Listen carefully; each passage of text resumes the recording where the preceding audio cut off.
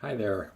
So in this video I just wanted to talk about a couple of Stephen King adaptations that are in the works. If you've been watching my videos, you've probably noticed that I have a lot of Stephen King books in the background, and I am a constant reader. I love his work and I collect his books. I have most of them, but not quite all of them. In fact, I'm actually wearing a Dark Tower shirt today.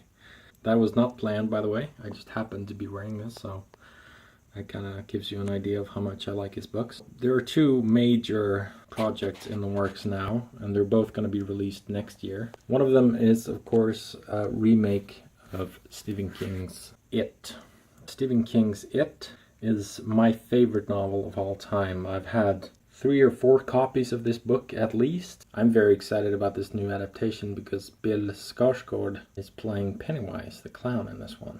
Nobody will ever be able to touch Tim Curry's amazing performance. I grew up with that. It was actually the first horror movie I ever saw in my entire life. When I was just a kid of like 4 or 5 years old, and I loved it immediately. It was scary, but I was like drawn to it in a strange way. But it's really cool that Swedes are getting a lot of roles these days. And if you don't know who Bill Skarsgård is, he's the son of Stellan Skarsgård, as you may know him, who is in the Marvel Cinematic Universe. And he's also the brother of Alexander Skarsgård, who is in True Blood and is currently starring as Tarzan. So things are going very well for that Swedish actor family, and that's just very cool to see. There's been a first image of him as Pennywise. There you go. Pretty creepy indeed. It's going to be very interesting to see if they can utilize more of the book this time, because that's the one thing I would have loved to see more of in the 1990 TV version. I wanted to see more shapes of Pennywise. In the novel, he takes on a lot of different shapes. You know, a mummy, a werewolf, all manner of different things, a leper, just a lot of very interesting, creepy things. And I hope they can use a lot more of those scenes from the... There's also been, not an official one, but there's been an Instagram picture of the Losers Club. So this is not an official image, but it is all the kids gathered as the Losers Club.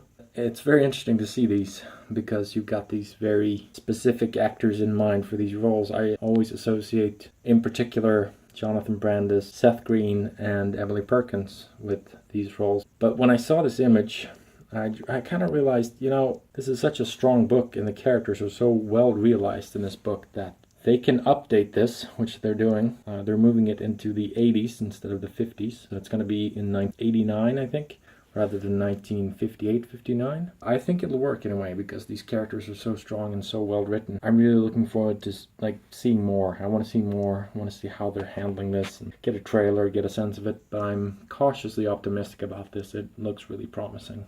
They've said that if the first movie is a success about the kids, then they'll greenlight a sequel, which will be about the adults. I hope this movie is successful because otherwise you've got just half the story. And I hope it's a long movie. I hope it's like at least 2.5 hours long. Because the way I see it, if you really want to get a good adaptation of the book, you should do like a 10-hour miniseries. Would have loved to see like a 10-episode miniseries on HBO. That would have been amazing. Anyway, very excited to see that one. Even though it's not Tim Curry and it's a new generation, so to speak. And another Stephen King movie adaptation that's huge is, of course, the one I'm wearing right now. The Dark Tower is coming out next year. It's been in the works for a very, very long time, and it's finally being filmed as we speak. It's been cast, it's shooting, it's rolling, and we've got the first official image of Idris Elba as Roland Deschain, the gunslinger, and Matthew McConaughey as the Man in Black. The Man in Black is actually a very prominent figure in Stephen King's books. If you're familiar with a character from The Stand called Randall Flagg, that's actually the Man in Black. They're the same character, so pretty cool. They look really good. There's just like a few things that are very interesting about this that it just got me a little bit nervous. They've cut some major characters. There's not going to be an Eddie, and there's not going to be a Susanna in this version. They're part of the sort of quartet, which is a group of followers that Roland has with him throughout the books and the story. Also, a lot of people have argued that Roland should be pale, blue-eyed... Me? No, but he should be a Clint Eastwood type. And Idris Elba is obviously of a different complexion.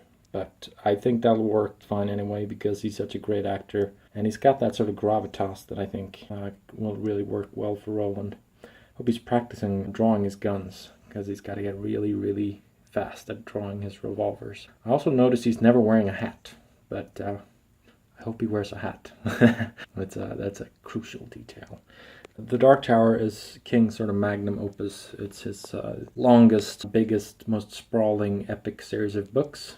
There are currently 8 books in the Dark Tower saga. If you're not familiar with them, the first one is simply called The Gunslinger. This is a Swedish version here, but the cover is pretty much the same. If you haven't picked it up, I highly recommend picking up the first book. It's not very thick. It's a very, very good book, and it's just very easy to get into. It's very interesting because it blends science fiction with fantasy. It's got this kind of futuristic science fiction world, but there's also a lot of magic, a lot of fantasy, and it draws from a kind of Western world, and there's also influences from Lord of the Rings. So it's like, it goes all over the place. Kind of got me worried too. Like I said, it goes all over the place. It's a very fantastical story. It has a lot of bizarre and fantastical elements. There are a lot of strange terms and a lot of strange words and a lot of ideas that are very, very outlandish in this. So I just hope they can make it work without being too silly or too hard to grasp for an audience member that's not familiar with these characters in this world. Because most books are really great, but some books kind of feel just like a bunch of nonsense. Like Stephen King pulled it right out of his ass, you know what I mean? Just a bunch of nonsense. It's like, all right, this is a little too much for me. But overall, it's a very, very good series. If you're not into books, I'm actually going to give you a second recommendation about The Dark Tower, and I think these are phenomenal as well. The Marvel graphic novels of The Dark Tower are really quite something. Beautiful artwork, and they're based on the novels, so you get the same story as in the novels. They've got this extraordinary artwork, very, very beautiful, well made, well drawn. You can buy these in hardcover versions. The first one is called The Gunslinger Born, as you can see here. But the difference between these and the novels is that the novels aren't always linear. The novels will travel back and forth in time, and there will be flashbacks and, flash forwards and things like that. But the graphic novels are made to be entirely linear. So you're starting from the very beginning and it's completely linear. It draws from all the information in the books and short stories and everything that King's written, and it becomes a completely linear experience. So that's the main difference between the two, I'd say. So it's a very interesting approach. You've got those two options there. Obviously the graphic novels, even though there are a lot of them, haven't even begun to touch on the length of the novels. So they're currently doing the second book, I think. So I'll give you an idea. So this is one I showed you, and then there's 2, 3, 4, 5, 6, 7, 8, 9, 10, and 11. 11 volumes, and that's just the first book, right? So if they keep this going, they might do 88 volumes or something. They could easily do 100 hardcovers of this.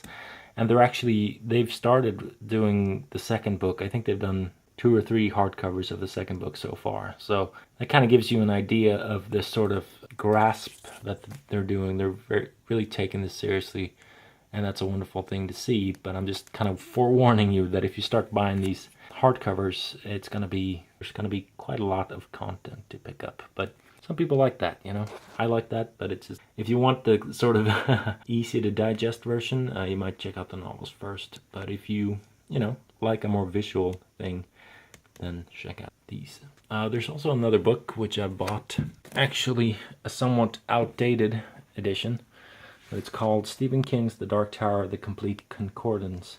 And this one is actually kind of a dictionary of all things Dark Tower, because this is such a sweeping world. You've got so many places, so many phrases, so many species. You can actually quite literally look up who is who, where is where, and things like that if you get lost. It has maps, it has names, things like that. So that kind of gives you an idea when there's just one book this thick to literally just list everything in this universe. Very exciting times if you're a constant reader or a Stephen King fan, We've got a lot of interesting things ahead of us. And I'm really looking forward to these two movies in particular because these are probably the two Stephen King projects that are most near and dear to my heart. I love almost all his books and I want to read all of them literally. But this should be a lot of fun and I can't wait to see some trailers for these things. So are you looking forward to these two? Have you read the novels or not? It's a very exciting time to be a Stephen King fan, and I hope you guys are just as excited as I am, if not more. Alright, take care.